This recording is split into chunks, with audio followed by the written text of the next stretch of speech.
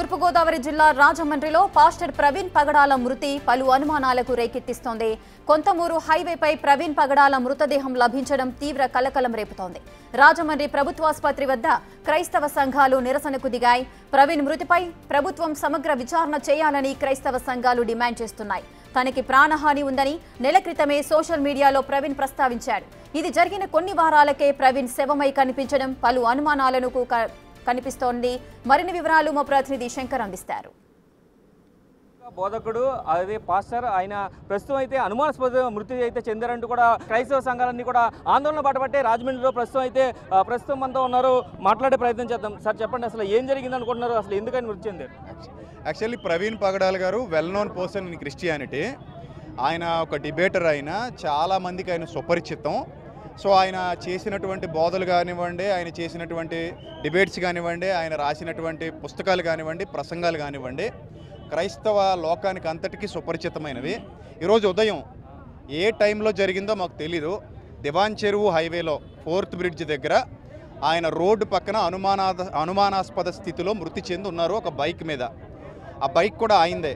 So రాత్రి నుంచి ఆయనకు సంబంధించినటువంటి ఎవరైతే కన్వీనర్స్ ఇక్కడ ఉన్నారో వాళ్ళు ఎన్నిసార్లు ఫోన్ ట్రై చేసినా కూడా ఆయన రెస్పాండ్ అవ్వలేదని చెప్తున్నారు.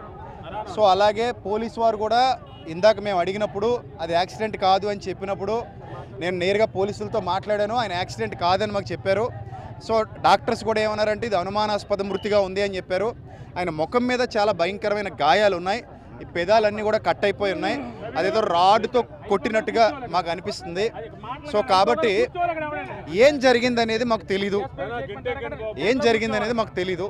సో ప్రభుత్వం కానివ్వండి, పోలీసు వారు కానివ్వండి, చట్టం కానివ్వండి, సమగ్రమైన విచారణ జరిపి ఆయన మృతి వెనుకున్న కోణాలు మంచిగా సమగ్రంగా దర్యాప్తు చేసి అసలు ఆ మృతి ఎలా జరిగింది అనేది క్రైస్తవ సమాజానికి తెలియజేయాలని మేమందరం కోరుతున్నాం. సో వాళ్ళ కుటుంబం కూడా హైదరాబాద్లో ఉంటుంది. ఆయన ఇక్కడ వ్యక్తి కాదు యాక్చువల్లీ. సో ఎక్కడికి ఆయన బైక్లో ఎందుకు వచ్చారు? ఆ బైక్ మీద మరి అక్కడ డివైడర్ లేదు, సో ఏమీ లేవు. సో ఎందుకు ఆ దెబ్బల్లా అనిపిస్తున్నాయి అనేది ఆ డెడ్ బాడీ పోస్ట్ మార్టం చేసిన తర్వాత సమగ్ర విచారణ జరిపి మాకు నివేదిక ఇవ్వాలని చెప్పేసి మేము కోరుతున్నాం. ఈ మధ్యకాలంలో క్రైస్తవ సమాజం మీద పథకం ప్రకారం కుట్రలు జరుగుతున్నాయి, రకరకాల దాడులు చేస్తున్నారు. ఈ రోజు జరిగినటువంటి ఇది హత్యగా మేము భావిస్తున్నాం, కుట్ర ప్రకారం జరిగిన హత్య అనుకుంటున్నాం. ఎందుకంటే క్రమక్రమంగా క్రైస్తవుల మీద ద్వేషాలను పెంచుతూ మరి రెచ్చగొట్టి ప్రసంగం చేయడం, దాడులు చేయమని ప్రేరేపించడంలో భాగంగానే ఈ దాడి జరిగిందని మేము అనుకుంటున్నాం. ఖచ్చితంగా దీన్ని విచారణ జరిపించాలి. న్యాయం జరిగే వరకు మాత్రం ఉద్యమం ఆగదని తెలియపరుస్తున్నాం. ఆల్రెడీ మీరు చెప్పండి ఏంటి సార్? విషయం ఏంటంటే ఇక్కడ యాక్చువల్గా 1 month బ్యాక్ ఆయన పోస్ట్లోంచి ప్రవీణ్ పగడాల గారు పెట్టారు ఏంటంటే నాకు డెత్ థ్రెట్ ఉంది అని ఆయనే పోస్ట్ పెట్టారు. ఓకేనండి. తర్వాత కరుణాకర్ సుగ్ అనేటువంటి ఒక మతోన్మాది ఈరోజు మార్నింగ్ ఆయన ఇక్కడ చనిపోతే ప్రవీణ్ గారు అక్కడ ఎవరు చంపేశారో అని పెట్టి పోస్ట్ ఫేస్బుక్లో అందరిని రెచ్చగొట్టి మళ్ళీ డిలీట్ చేసేసాడు. స్క్రీన్ షాట్ తీస్తున్నాం, వాడు పెట్టి డిలీట్ చేసేసాడు. యాక్చువల్గా వీళ్ళు రీసెంట్గా కూడా ఇప్పుడు మాకు పోలీసు వాళ్ళంటే గొడవ లేదు, కంప్లైంట్ లేదు, కానీ మేము ఫస్ట్ నుంచి ఎన్ని కంప్లైంట్లు వస్తున్నా పట్టించుకోవట్లేదు. మీరు రీసెంట్గా డిఎస్పీ గారికి వీళ్ళు కలిసి రాధా మనోహర్ దాస్ మీద కంప్లైంట్ ఇస్తే దాని కంప్లైంట్ తీసుకున్నారు, దాన్ని ఏం చేయట్లేదు. గంట నుండి ఇక్కడ ఉన్నాం మేము, గంట నుండి ఎండలో నిలబడి మా తోటి సేవకుడు జరిగినటువంటి దాడిపై ఎండలో నిలబడితే ఇప్పుడు వచ్చి ఇంకెవరు కూడా స్పందించలేదు. పోలీసు వారు వచ్చారు కానీ ఒక ఆవు చచ్చిపోతే ప్రతి ఒక్కరు కన్నీళ్ళు గారి చేస్తాడు. ఒక చెట్టు ఎండిపోతుంటే చెట్టుకు నీళ్ళేయట్లేదని చెప్పి ప్రతి ఒక్కడు వచ్చేస్తాడు. ఇది నా కుటుంబం అన్నాడు. ఒక మనిషి చచ్చిపోతే దానికి కారణం ఏంటంటే ఫస్ట్ నుంచి కూడా థ్రెట్స్ ఉన్నాయి. ఇక్కడ రాజమండ్రిలో భయంకరంగా జరుగుతుంది, ప్రతి చోట జరుగుతుంది. ఫస్ట్ నుంచి ఎవరిని అనుమానిస్తున్నారు? ప్రధానంగా ఎవరిని అనుమానిస్తున్నారు? మెయిన్ ఏంటంటే మతోన్మాదులు సార్. వీళ్ళందరూ యూట్యూబ్ మాకు సోషల్ మీడియాలో ఒకసారి మీకు వీడియోలు వినిపిస్తాను చూడండి సార్.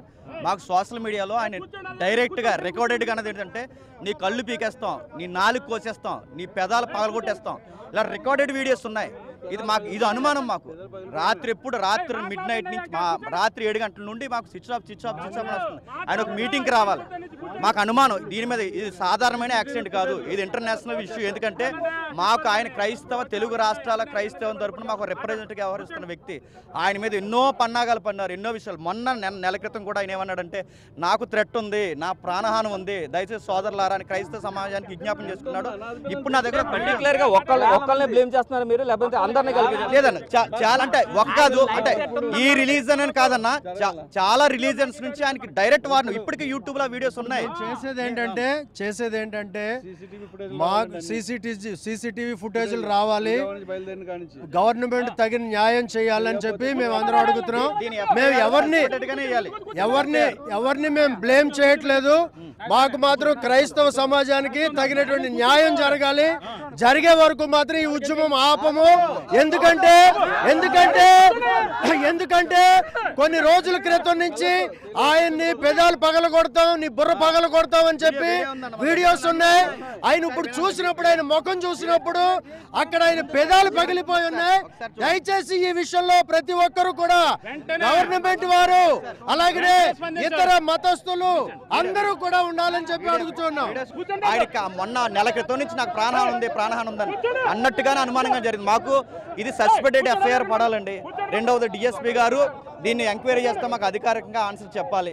మా క్రైస్తవులకి ఎవిడెన్స్ ఏదైతే ఉందో సీసీ ఫుటేజ్ మాకు కావాలి. అది ఎక్కడైతే ఉందో అక్కడ సీసీ ఫుటేజ్ ఏరియా ఉంది, బొంకు ఉంది, హాస్పిటల్ ఉంది, అన్నీ ఉన్నాయి. మాకు ఏదో ఒక ఎవిడెన్స్ చూపిస్తే కానీ మా అనుమానాలు మాకు తీరవండి. అది ఖచ్చితంగా మాకు డిపార్ట్మెంట్ న్యాయం చేయాలి. ఇది టోటల్గా చూసుకున్నట్లయితే ప్రవీణ్ మూర్తికి సంబంధించి పూర్తిగా ఆయన పోస్ట్ నుంచే చూడొచ్చు క్లియర్గా.